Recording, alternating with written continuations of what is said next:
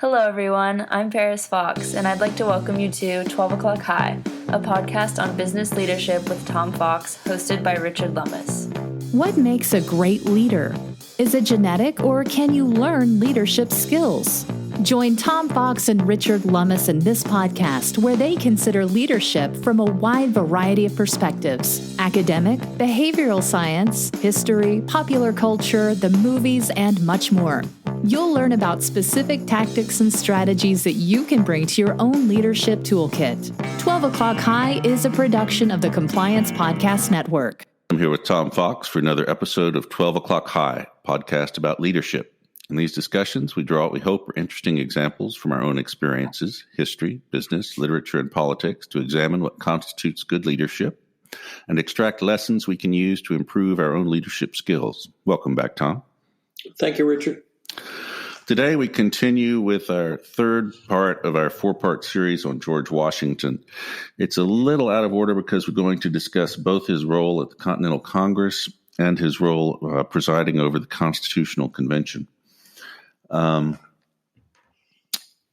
think these are really interesting examples of leadership skills in a very contentious setting.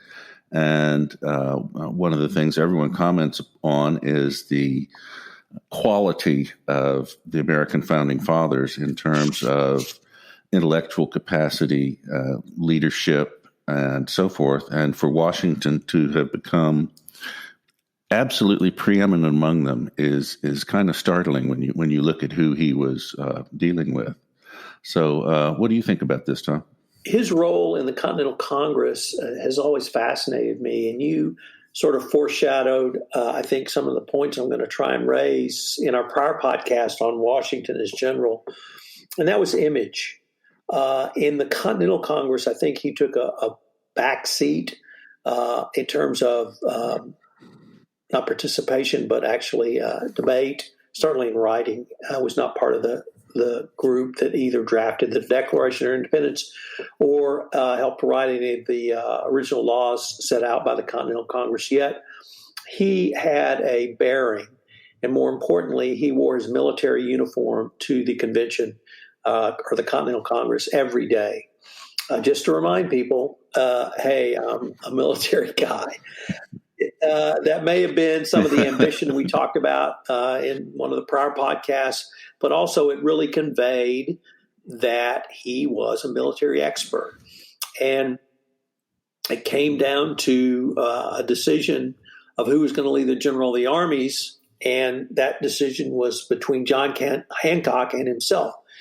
John Hancock, this was before he became an insurance company. He was actually I think one of the one or two richest men in the colonies at that time around shipping. And certainly everyone remembers his signature from the Declaration of Independence, where, when you put your John Hancock down, it's become ubiquitous in our society.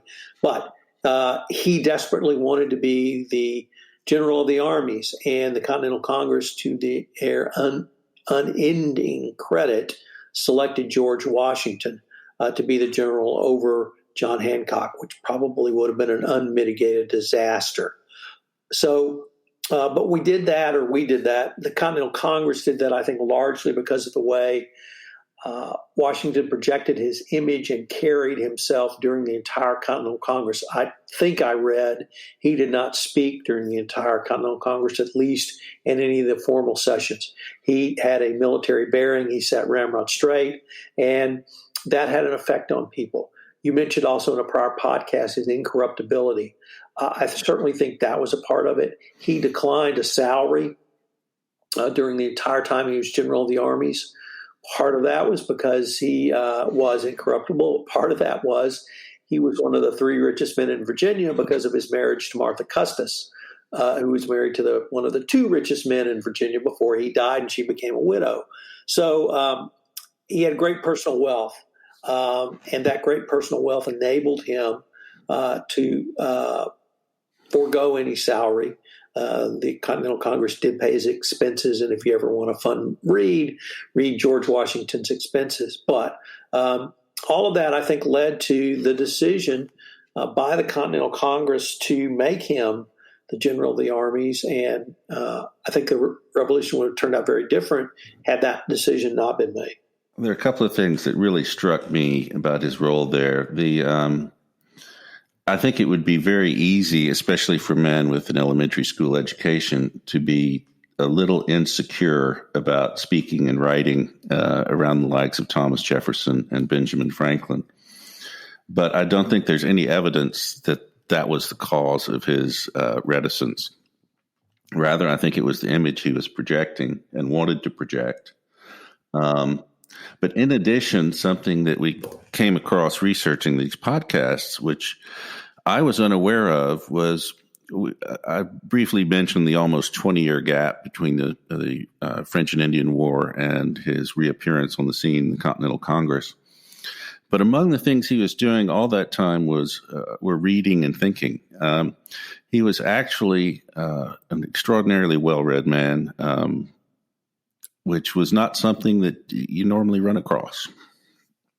And the other thing that constantly struck me was his willingness to cede prominence to others. In this case, for instance, Jefferson with the Declaration and so forth. It was an acknowledgement of their superiority in a particular realm. And a willingness to subordinate himself to the greater good. And the other thing that I perhaps was not as aware of as I should have been, Richard, was during this time period between the end of the French and Indian War and the Continental Congress, Washington had been an active, I don't know if you would call him a politician, but he's certainly been active in local Virginia politics in terms of opposition to British rule. He believed the Stamp Act of 1765 was an act of oppression. He believed that,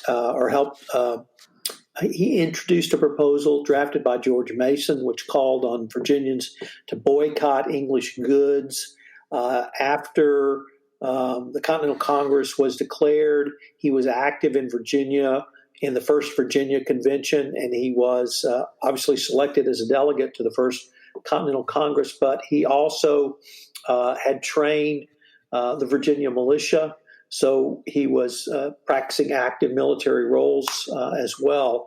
And so he was a part of, I hate to use the word revolutionary cabal, but he was certainly part of that leadership in the Continental Congress. He emphasized, or at least worked on the part that he was the subject matter expert in, which was the military. And you're absolutely right. If I was sitting around with Jefferson and Franklin, and believe me, I wish I could at a dinner, I might be a little intimidated. Even just sitting watching Jefferson eat by himself might be a little intimidating. Nevertheless, he did secure that image. He had that image to secure the role. And then the last thing I want to bring up, and this has been, if there has been one theme throughout this podcast series that you and I have done, qualities of a great leader, it's to listen. And he really seemed to listen in the Continental Congress. And remember, this is 1774, so listening is not rocket science. It's not even something new. And he showed that by listening and reading, he could synthesize all of these concepts and make them his own, as he did when I talked about in the last podcast, his visionary leadership in terms of the war for independence and establishing a republic. He was a Republican, and he had that drive throughout the Continental Congress as well. You pointed out a couple of instances where it showed that his thought about the proper form of government was actually very well developed prior to the Continental Congress. I think it was, of course, mainly influenced by the Roman Republic and the examples he personally admired most, probably Cato and Cincinnatus. One of the things I did not know was that all of his personal correspondence with Martha had been destroyed on his death, which deprives us, I think, of a great deal of insight into frank opinions about his historical peers and what was going on at the time. And I think that's a real loss to history. I would love to have seen that. But again, he was very careful to keep that private and make sure that it did not interfere with his public persona or the job that he felt that he had to do. What about his role in the Constitutional Convention? Well, here, Richard, I thought his clarion call for a strong union. The Constitutional Convention, of course, came after the Articles of Confederation. Certainly today, you and I recognize the Articles of Confederation as not something that worked. I'm not sure it was a disaster, but it certainly led to a second Constitutional Convention. And Washington was one of the leaders in the call for a strong union, a strong federal government. We'll see some examples of that when he becomes president. But I think simply his bearing and his stature from being general of the Army and resigning in the way he did, going back to Mount Vernon, yet being recalled to national service, I was struck once again that he did accede to the call. And to me, the clearest thing he brought to the Constitutional Convention was this clarion call for a strong union of the states. And I think the other thing that you'd mentioned about his role in the Continental Congress was even more pronounced here. In his role as presiding officer, he almost never spoke. He did not want to be identified with any particular faction. He apparently would speak out quite forcefully about his opinions within the Virginia delegation, but within the convention as a whole, he wanted to appear above that, and he did. And I think that's one reason he was so trusted. And his appearance at the convention itself, many felt induced rather reluctant states to send delegates at a time when it was not clear if the Constitutional Convention was actually a legal body. So he really had a great personal reputation throughout the colonies, and sometimes his presence alone was enough to garner goodwill in a place that many others were not able to do it. And I think part of that was his willingness. Well, part of it is what we've talked about, his reputation. He was very careful about guarding it in all aspects of his life, but especially with respect to the old-fashioned concept of honor and morality and duty. His reputation throughout his life for all those was absolutely spotless. So, Richard, I guess from both of these two deliberative bodies, we've seen a style of leadership. Obviously, he was not Ben Franklin or Thomas Jefferson or James Madison or any of those greater orators or greater writers. Yet, the leadership skills he brought to bear for both of these deliberative bodies, I think, helped form the basis of the American Constitution and the American experiment and the American experience. So it shows that leadership can not only have many different forms, but also can manifest itself in many different ways some 230 years later. Well, and in our next podcast on George Washington, I think we're going to cover that in more detail because the Constitution is famously vague on a lot of things, and his role as first president, a lot of it got fleshed out basically by his personal example, and it's been followed ever since, which is a shameless plug for our next episode. So for now, this is Richard Lummis and Tom Fox with 12 O'Clock High. Hope you'll listen in next time. Hello, everyone. This is Tom Fox again. I'd like to thank you for listening to this episode of 12 O'Clock High. 12 O'Clock High is a production of the Compliance Podcast Network and a proud member of C-Suite Radio. We would greatly appreciate it if you would give us a rating on iTunes. It would help get out the word about this most unique podcast. Richard Lummis and I will be back next week where we end our George Washington series by looking at leadership lessons from Washington as president. I know you'll enjoy it. Thanks again for listening. We look forward to visiting with you again.